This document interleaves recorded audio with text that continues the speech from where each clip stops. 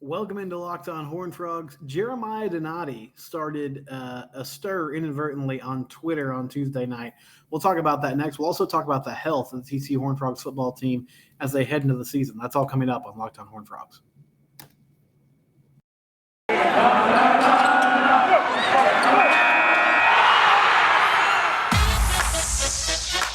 You are Locked On Horned Frogs, your daily podcast on the TCU Horned Frogs, part of the Locked On Podcast Network, your team every day.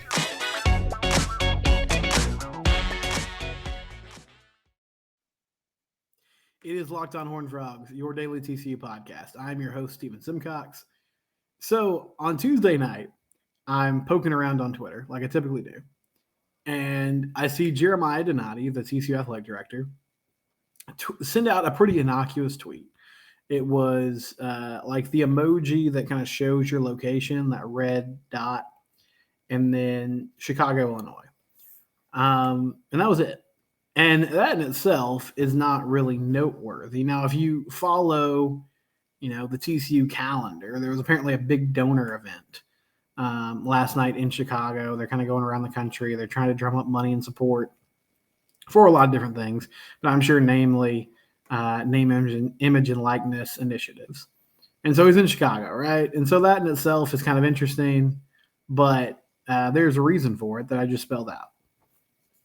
And then what caused a stir on Twitter is in the replies, UCLA athletic director Martin German replies with a GIF of Mr. Miyagi just like shaking his head like this. And so it was kind of, it was some sort of interaction, right? And I don't know what it meant to those guys. I'm not sure if German's a Chicago guy. I guess I should have looked at that before I got on the show. Anyway, it quickly got turned into some pretty reckless speculation about TCU and the Big Ten.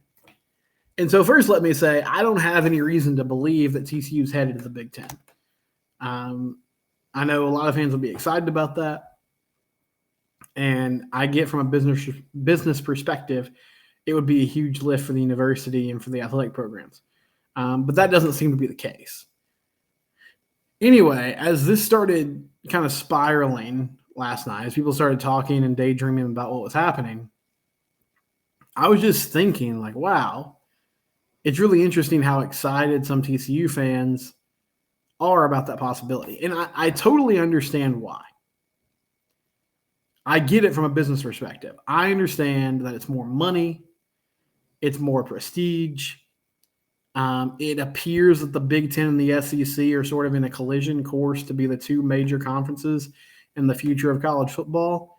And even if you're still in a traditional Power 5 conference, the future of what your access to the playoff is and your access to being a relevant program in the national landscape is sort of up in the air. But I'll say this, and I said something like this on the Big 12 Roundtable a few months ago, and I got yelled at. Like Josh Neighbors yelled at me. John Williams and Jacob Hatch did not agree with me, but Josh really gave me the business. But I truly believe this, and I get this as kind of a hot take. When it comes to revenue sharing, TV deals, I understand why they're important, okay? I'm not dumb. I mean, maybe I am. I say dumb things sometimes. I might be dumb, but I'm not ignorant to the importance of them, right? I get that money is a huge, huge factor and who has the resources to win. All I want is for TCU to win. I mean, I have a preference of what conference I prefer them to be in, but ultimately, no matter what conference they're in, I just want them to win as much as they can in every sport. That's my priority. I don't care about the money because the money doesn't go to my pocket. I don't celebrate big TV deals because I only celebrate money when it comes into my pocket. Does that make sense? Now, do I understand that it's important? Yes. Do I understand that there are a lot of non-revenue sports on campus that are very dependent on football and basketball making as much revenue as possible so that it can get equally distributed to them in a way where they can compete at a high level. Yes. Do I understand that facilities and, recruiting and so many things that happen within college athletics are related to the bottom line of how much you're taking in. And especially in today's world, where you're also trying to market college athletes and help them get their brand going. I understand the importance of it. I'm just telling you, I don't care. Like Aggie fans, they really get jazzed up about being in the SEC. Now, they haven't won anything in the SEC. I understand they're better. They're improving. And we'll see what Jimbo does this year. They're ranked number 6 in the preseason. But the money doesn't go in my pocket, so it's hard for me to really care about it. I do understand the importance of it. And I'll also say this, and I'd love to hear from you guys. At Simcox Steven, Twitter handle's there. At Locked On TCU is the show. If you want to chime in here, if you want to chime in on YouTube in the comments and say, hey, you're stupid, like this is a dumb opinion, please do. I'd love to have that conversation with you. I like being in the Big 12 because there's regional rivalries. I think the games mean more.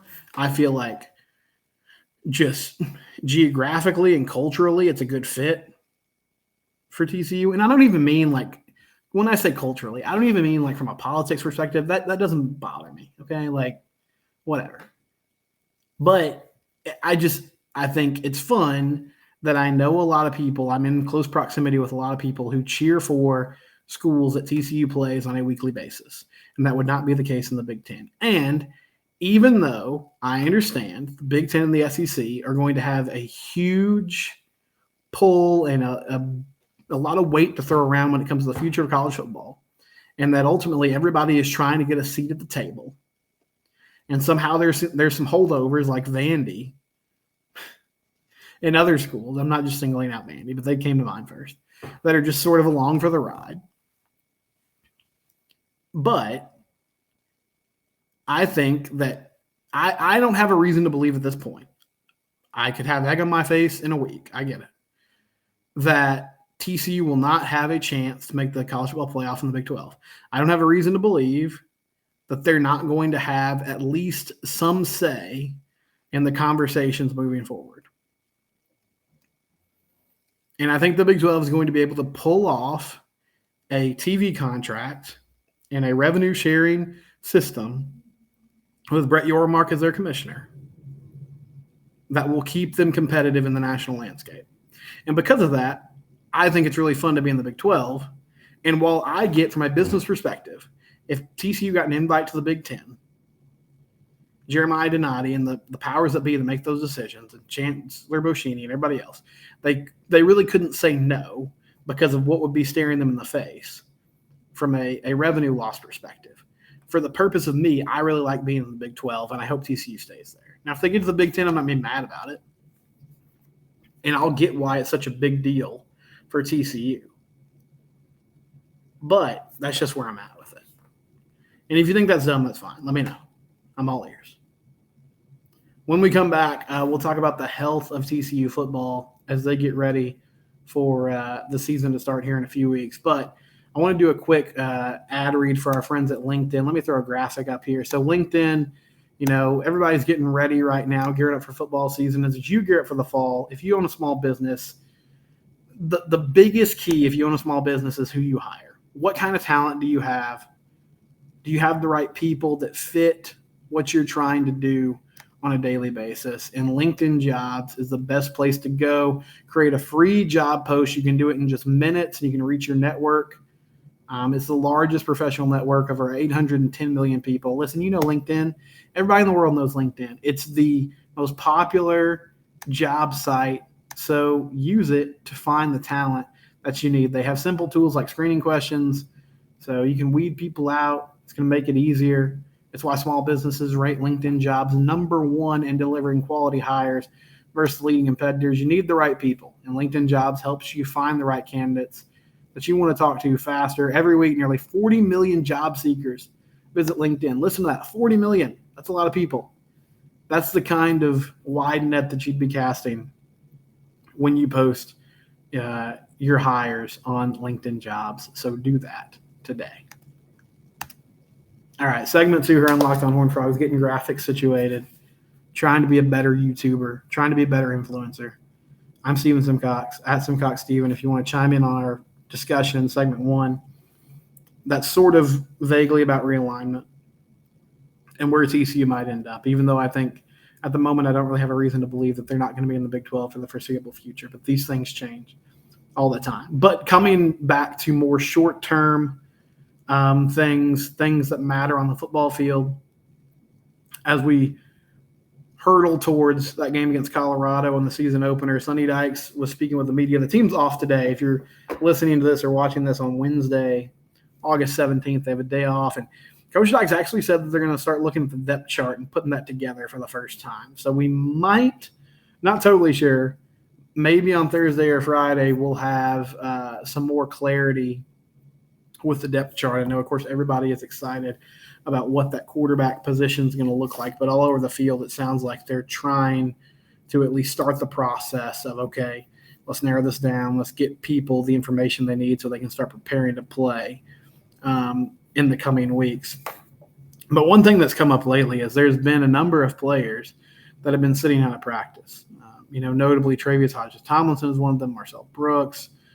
There's been a few defensive linemen, some linebackers like Jamoy Hodge who have been kind of in and out of practice throughout fall camp.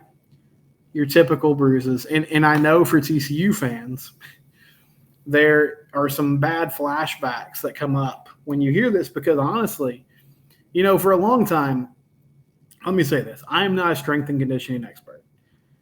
If you could see my full physique right now, you would understand why. But teams go through injury bugs. And I believe that if it's always, more cognizant, more on your mind, you're more aware of it if it's your team, right? And a popular thing to do is to blame the SNC staff when you're talking about a team being injury prone. But my goodness, like the hits that TCU has taken the last few years have been so abnormal and so strange. Just the number of guys that have been out, the lack of depth, the lack of ability to stay on the field has been so tough that I think it has raised legitimate questions about what was going on. Were they fully on board doing the right things, doing modern things and strength and conditioning and nutrition? And Coach Dykes, he said this. He said they were way behind in that regard when they got there. Of course, they brought in Kaz Kazadi and some others, and they're trying to change that. But they have had a number of players out for different reasons. But Sonny said earlier this week, and these quotes are from his press conference, but they come courtesy of Jeremy Clark at Horned Frog Blitz. Dykes said, I don't think there's legitimate concern regarding the injuries. There's some guys that are coming off some stuff that takes a bit of time. Right now, the way I look at it, I don't see anybody with the exception of Marcel that won't play in week 1 at this point. That's got to feel good as we start camp. We still have a long way to go. As of right now, I think we'll end up being very healthy. First part of next week, we'll have most everybody back and look forward to getting out there and getting the game plan and stuff going with the guys we think are going to go in the game and play with. So a couple things there. One, if they played, early next week, it looks like Marcel Brooks would be the only guy out. And he expects at the moment Marcel Brooks would be the only player out for the opener. And it's disappointing. I talked about that at some point, either a few days ago or last week. It really stinks that Marcel is out because, he's the guy. Like, he's just a great talent, and you were hoping that was starting to come together for him at that linebacker position. But he's going to miss some significant time. But that's all they expect out right now. So everybody else, it seems like it's more precautionary. Okay, let's take care of our vets. Let's make sure everybody's ready to go and is ready to play at the right time. And then secondly, he said it there too, they're starting the process of whittling things down because, the days of, okay, let's make sure everybody gets in equal reps, I think that's coming to an end soon. He said we got to start getting ready with the guys that are going to play. So your 1s and 2s, you need to start knowing like who those are, and let's get them cycled in and out as much as we can because these are the players we're going to lean on in the first few weeks of the season to get things done. So I think we have some exciting things on the horizon for TCU football. I'll be back tomorrow and Friday. This is Locked On Horned Frogs. We're part of the Locked On Podcast Network. It's your team every day.